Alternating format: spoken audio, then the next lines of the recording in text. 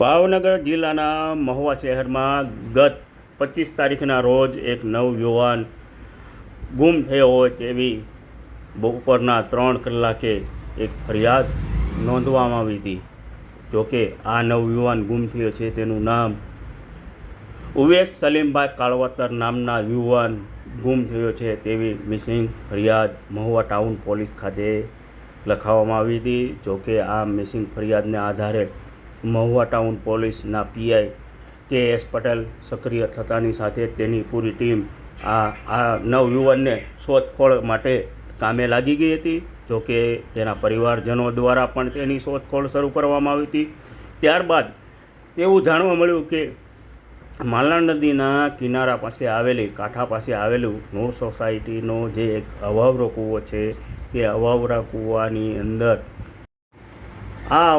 કૂવાની અંદર ઉવેશ સલીમભાઈ નામના યુવાનના ચપ્પલ હોય તેવું તેના પરિવારજનો દ્વારા કહેવામાં આવ્યું હતું। ત્યારબાદ તેની આ કૂવાની અંદર વધારે શોધખોળ શરૂ કરવામાં આવી હતી। મોડી રાત હોય તેને કારણે તરવિયા અંદર ઉતરી ન શકે, તેને લીધે વહેલી સવારે તરવિયા અને સ્થાનિક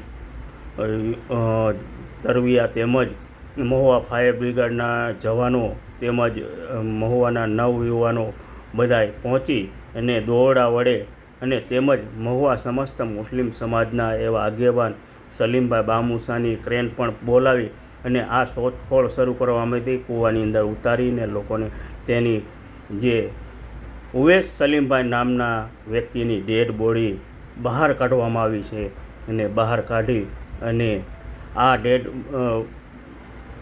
મૃતક હોય તેવું જાણ થતાની સાથે જ લોકોના ટોળેને ટોળા જોવા માટે ઉમટી પડ્યા હતા। તેની તેમજ આજુબાજુ રહીશો જે પોતાની અગાસી ઉપર ચડીને જોવા પણ લોકોના ટોળા ઉમટી પડ્યા હોય તેવા પણ દ્રશ્યો સામે આવી રહ્યા હતા। જોકે આ મૃતકની અત્યારે ડેડ બોડી બહાર કાઢી અને પીએમ અર્થે મહુવા જનરલ હોસ્પિટલ ખાતે ખસેડવામાં આવી હતી। ત્યારે પરિવાર દ્વારા આક્ષેપ કરવામાં આવી રહ્યો છે કે આ અમારા યુવાનની હત્યા થઈ હોય તેવા આક્ષેપો સાથે અત્યારે એક નવયુવાન તેનો મિત્ર હોય તેવું કહેવામાં આવી રહ્યું છે। તે વ્યક્તિને અત્યારે રાઉન્ડ અપ કરી લેવામાં આવ્યું છે, હાથ વેત હોય તેની પૂછપરછ હાથ ધરવામાં આવી છે તેવું પણ એક સૂત્રો પાસેથી જાણવા મળી રહ્યું છે। ત્યારે ચોક્કસ પ્રમાણે કહી શકાય કે હવે તો જો પોલીસ તપાસ અને જે દિશામાં થશે અને પેનલ પીએમ બાદ જ સાચી હકીકત આવશે, હત્યા છે કે કઈ રીતે આ મૃતક ઉવેશભાઈનું મોત થયું છે તે હવે પોલીસ તપાસ અને પીએમ બાદ જ સાચી હકીકત સામે આવશે।